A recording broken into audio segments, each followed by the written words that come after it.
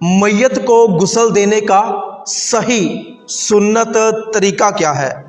मैयत को किस तरह गुस्ल दिया जाता है? अभी हम आपको प्रैक्टिकली दिखाएंगे सवाब की नीयत से और सीखने की नीयत से। वीडियो को आखिर तक मुकम्मल देखिएगा। तो चले शुरू करते हैं। जिस तख्ते पर मैयत को गुस्ल देना हो उस तख्ते पर मैयत को कपड़े उतार कर लेटा दें और मैयत की नाफ से लेकर मैयत के घुटनों तक ये सतर का हिस्सा है, इस सतर के हिस्से को किसी मोटे कपड़े से छुपा दें ताकि मैयत का सतर नजर ना आए, बेपर्दगी ना हो। मैयत को गुस्ल देने के लिए एक टब में बेरी के पत्तों वाला नीम गर्म पानी लें। मैयत के ऊपर पानी डालने के लिए साथ एक बर्तन, डोंगा वगैरह लें, एक साबुन ले लें और थोड़ी सी रुई ले लें। इसके बाद आपने सबसे पहले मैयत को इस्तिंजा करवाना है। मैयत को इस्तिंजा करवाने के लिए सबसे पहले अपने हाथ पर दस्ताना वगैरह, कपड़ा वगैरह, कोई शापर वगैरह लपेट लें। मैयत को इस्तिंजा करवाने के लिए आपने अपना बायां हाथ इस्तेमाल करना है। फिर आपने क्या करना है कि मैयत के जो सतर के हिस्से पर आपने कपड़ा डाला हुआ है उस कपड़े के नीचे से अपना हाथ दाखिल करें और मैयत की आगे वाली और पीछे वाली शर्मगाह को साफ करें। ज़रूरत पड़ने पर मैयत को आप करवट के बल भी कर सकते हैं, मैयत की टांग वगैरह भी उठा सकते हैं। खूब अच्छे तरीके से इस्तिंजे वाली जगह को साफ करें, पानी बहा दें। मैयत को इस्तिंजा करवाने के बाद आपने जो दस्ताना, कपड़ा या शोपर वगैरह अपने हाथ पर चढ़ाया हुआ था उसको निकाल कर कचरे में फेंक दे। इसके बाद आप अपने हाथों को अच्छे तरीके से धो लें। अब आपने मैयत को वुज़ू करवाना है। वुज़ू करवाने के लिए आपने सबसे पहले मैयत का दायां हाथ अच्छे तरीके से धोना है। फिर आपने मैयत का बायां हाथ अच्छे तरीके से धोना है। इसके बाद आपने थोड़ी सी रुई ले लेनी है, उसको पानी के अंदर गीला करके मैयत के होंठों पर, मैयत के दांतों पर अच्छे तरीके से फेरना है। इसके बाद आपने फिर से थोड़ी सी रुई लेनी है, उसको पानी में भिगोना है और मैयत के दोनों नाक के नथनों में अच्छे तरीके से वो गीली रुई फेर देनी है। इसके बाद आपने मैयत के नाक में रुई डाल देनी है और मुंह के ऊपर भी रुई रख देनी है ताकि पानी मुंह के ज़रिए या नाक के ज़रिए पेट में ना जाए।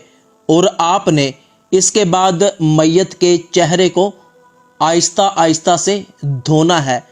चेहरे के ऊपर ज़ोर से आपने हाथ नहीं मलने। जिस तरह आप खुद वज़ू में अपना चेहरा धोते हैं इसी तरह मैयत का आपने चेहरा धोना है। इसके बाद आपने मैयत का दायां हाथ कोहनी तक और इसके बाद बायां हाथ कोहनी तक धोना है। फिर आपने अपने दोनों हाथों को तर कर लेना है और मैयत के सर का मसा करना है। इसके बाद आपने मैयत का दायां पाँव अच्छे तरीके से धोना है। फिर आपने मैयत का बायां पाँव अच्छे तरीके से धोना है। अब आपने मैयत को इस तरह बाईं करवट पर लेटाना है कि मैयत का दायां कंधा ऊपर आ जाए। याद रहे कि जो कपड़ा मैयत की सतर वाली जगह पर है वो कपड़ा वहां से हटने ना पाए। अब आपने बर्तन में पानी लेकर मैयत के कंधे से लेकर पैरों की तरफ सारे जिस्म पर बहाना है कि इस तरह के दाएं कंधे पर अच्छे तरीके से पानी बह जाए। इसके बाद आपने मैयत को दाईं करवट पर लेटा देना है कि मैयत का बायां कंधा ऊपर आ जाए। अब आपने मैयत के बाएं कंधे पर अच्छे तरीके से पानी बहाना है, बाएं कंधे से लेकर सीधा पैरों की तरफ। फिर आपने मैयत को सीधा लेटा देना है। अब आपने मैयत के सर से लेकर पैरों तक अच्छे तरीके से मैयत के ऊपर पानी बहाना है, यहाँ तक कि एक भी बाल खुश्क ना रह जाए। याद रहे कि मैयत का जो हिस्सा सतर वाला है, नाव से लेकर घुटनों तक, जब आपने इस हिस्से पर अपना हाथ फेरना है तो आपको अपने हाथ पे दस्ताना वगैरह चढ़ाना पड़ेगा, इसलिए कि बिला हाइल आप मैयत के सतर वाले हिस्से को टच नहीं कर सकते। आपको लाजमी अपने हाथ के ऊपर दस्ताना या कपड़ा वगैरह रखना पड़ेगा जब आप मैयत के सतर वाले हिस्से पर हाथ फेरेंगे।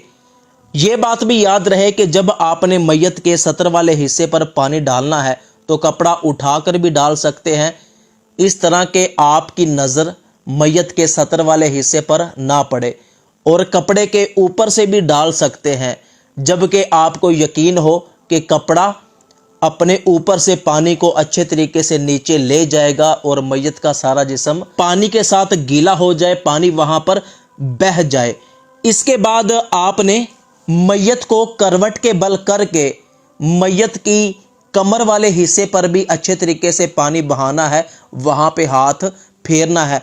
अगर किसी जगह आपको शक है कि जिस तरह मैयत की टांगों के दरमियान वाला हिस्सा या मैयत की बगलें वगैरह वहां पर पानी अभी तक नहीं लगा, तो मैयत के बाजू को उठाकर आप मैयत की बगलों के नीचे से भी पानी ज़रूर बहाएं।